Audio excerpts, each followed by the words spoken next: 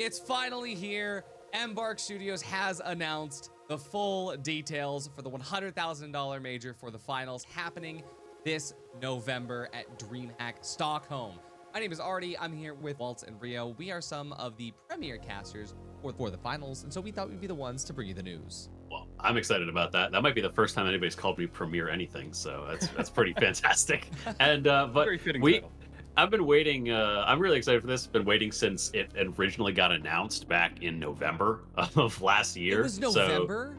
It was November of last year is when it first Oh got my announced. They announced it right at the beginning of season 4. And at that point, then we didn't hear anything until I think February or March. So it's been a long time coming, but finally the information is here. There's more to come, as we'll talk about in a second, but finally we get to break this down. Yeah, I mean, we have the actual dates. We know that it's a real event. We know that it's happening in Stockholm. And yeah, it's going to be part of DreamHack, which I think is a really good organization to bring us this action. 100%. Especially given the fact that we know that Embark Studios really wants to have a proper esports event for its first ever one. And we saw what the turnout was for Twitch Rivals was last year. They've seen the community. They have seen what we've been doing with Pro Hubs. They've been seeing what the community is asking for. And to see that the community really does want a proper competitive finals tournament, they want to make sure that they put their best foot forward. They've finally given us all the details about how this is going to work. I don't think anyone's surprised that this is happening at DreamHack Stockholm, given the fact that Stockholm is where Embark is, and they are right in their backyard. What better place than at a huge event that already has a ton of people? And I think that's a really crucial part of it too, is like, I know there's been a lot of people say, oh, I really want it to have its own bespoke event. I really want it to be, you know, like in like a hall or something like that. But when we talk about what Embark is really looking for, this is a marketing opportunity. I mean, yeah, it's a big moment for esports, but esports is marketing. And the big part of what they want is they want to make sure that people know what's going on. How many big esports? I mean, Overwatch still has events at DreamHack. Dota started with the $1 million DreamHack tournament, you know, way back in the day. Like, this is where a lot of esports go to kick things off because you have so much foot traffic coming through. You have an established event space that's already handled. You don't have to do a lot of this overhead, and you can really focus just on making the event itself good. So I know some people were hoping for maybe something different, but I think this is the best case scenario. And so, Rio, we've gotten some information about how they're going to be splitting this up. There's going to be 16 different teams from 3 different regions. Talk to us a little bit about it. Yeah, so 3 different regions. It'll be NA, EMEA, and APAC. So it'll be interesting to see kind of each region, kind of the EU, the Asia Pacific, and then the NA side of things.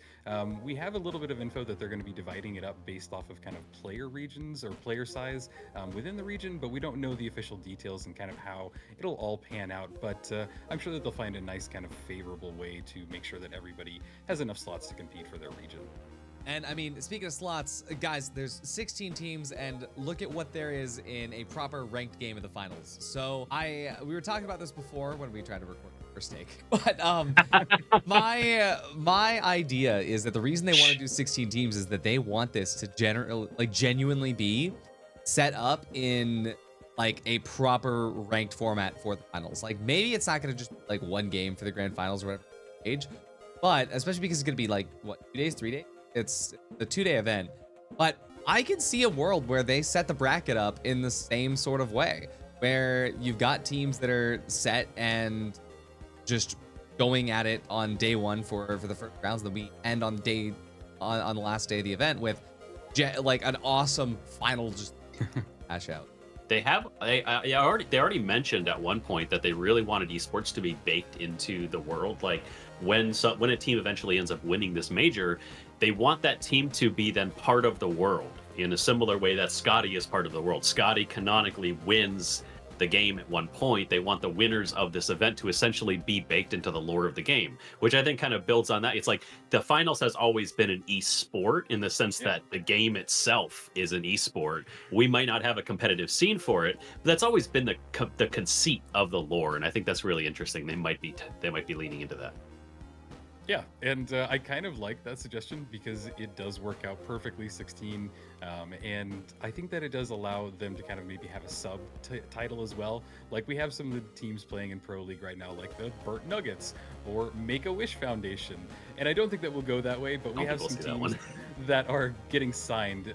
So like Pulsar Esports. So we might see, the retros also, aka and Pulsar Esports, something like that that allows kind of the creativity of the people that have been signed, also just meshing with the rest of the finals. I mean, my thought is, what if we do have 16 are named the High Notes, the Jet Setters, the Live Wires, all that stuff, but then brought to you by, it's the Jet Setters brought to you by Pulsar, right? It's the High Notes brought to you by Nemesis, right? Like whatever the esports org is, I think that they want to have that, and then, like you said, yeah, in the lore, they can kind of build it in, like, oh yeah, this team, maybe like they'll come up on the banner or whatever, and it's like brought to you by the actual esports. I think that'd be cool. And also, this is our chance as casters to make that work as well. I've been begging Oscar every single month since I did Twitch Rivals, like, hey, when you put game, when can I get to be with Scotty in June? But besides the point, I mean, let's talk about exactly how this is going to work out, because the qualifiers, they're kicking off in September. It's open qualifiers in September. The closed qualifiers we broadcast live. And as we were talking about before, this is what we like to call main menu qualifiers, where you are most likely going to be able to sign up in the main menu. Probably have a rank requirement, maybe diamond would make sense, where you have to be at least diamond, have to sign up with a team, have to register, like probably on Embark's website, and then it'll take you back to the game where you can actually put information. But this is how most games do it nowadays. Valorant has it built in with Premiere, Marvel Rivals has it built in with, right now it's Marvel Rivals Ignite. They also have MRC, both of which are the main menu of the game. Fortnite's done it, Rocket League. This is just the main industry standard now for how qualifiers. I could see it being done that way, especially because one of the things we mentioned is that, or we didn't mention earlier, is that not only is it a DreamHack, but the group running it is going to be ESL Face It.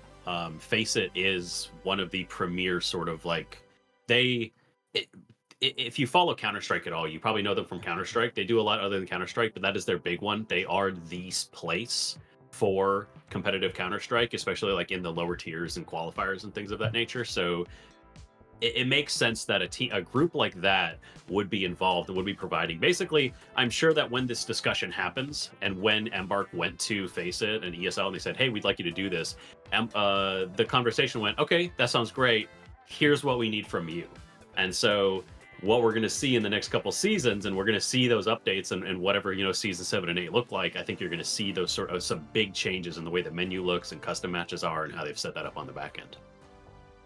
Yeah, and I think that just makes it easy for anybody that's really kind of playing and not involved in the scene right now, because right now we're kind of isolated, really. There's not a ton of new talent, and the talent that's here has been around for a bit. So it'll be really cool if they do it from the main menu, where we just get a bunch of people that we casters have never seen before kind of make it in, and maybe even beat out some of the teams that have made it this far in the competitive scene. I just think that it's going to be the entire shakeup that I've been waiting for, really. Yeah, I mean, we've never seen Neon Guts in the Pro Hubs, so I mean, LLL grapple only.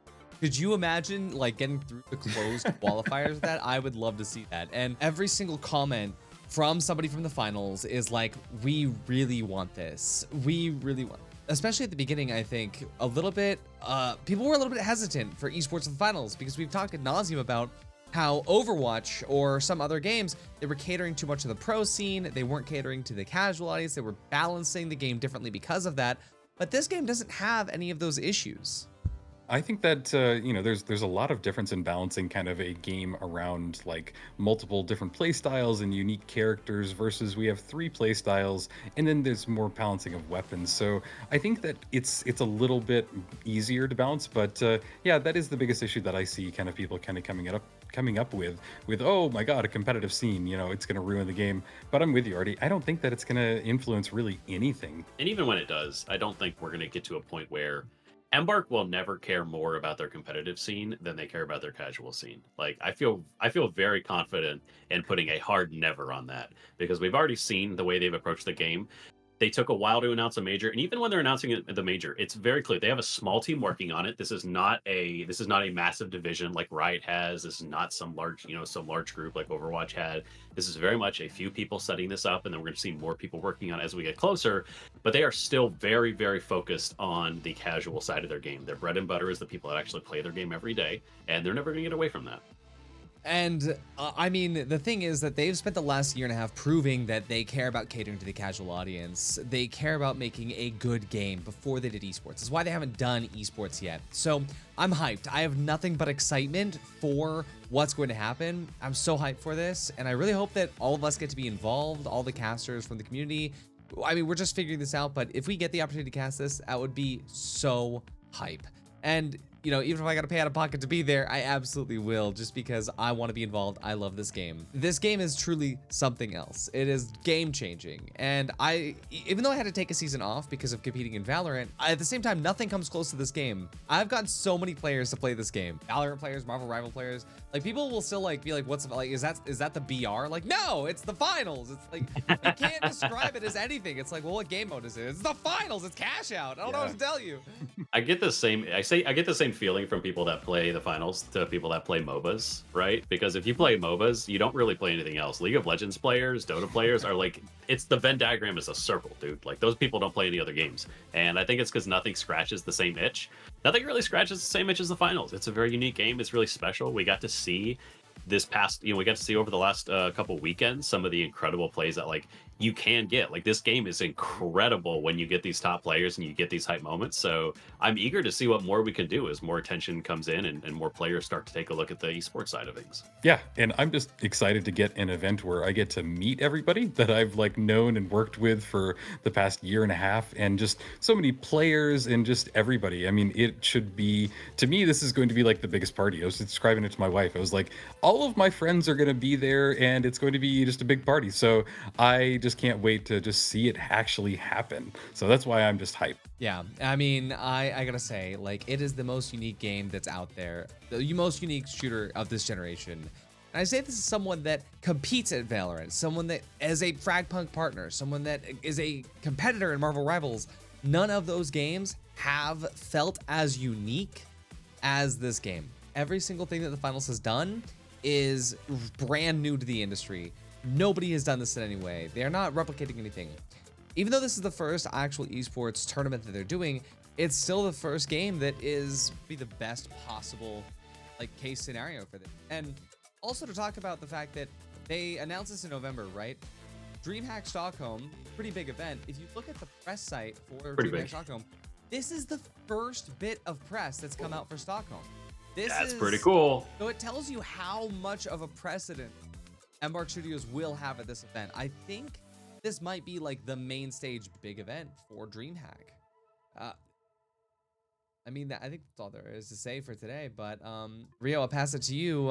Any final thoughts now that we're finally here? Yeah, I just can't wait to see how it all shakes up. I can't wait to see the teams, and yeah, I am just excited that we actually have a date. You know, when this game started, I didn't know that we would have a scene or be able to do anything in person, and yeah, it's actually happening, so I'm excited. Yeah, I agree the same. I'm very excited for this. I think for me, it's just the culmination of so much work by so many people to make sure that Embark knew that this was wanted, and I just can't wait to see what things actually look like in person. What does an in real life, no ping event look like for the finals?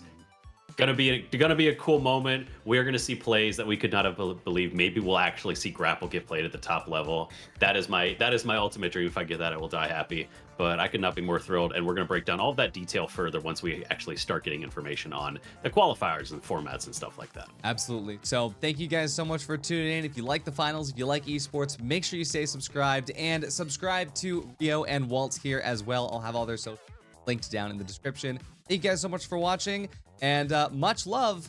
Party out.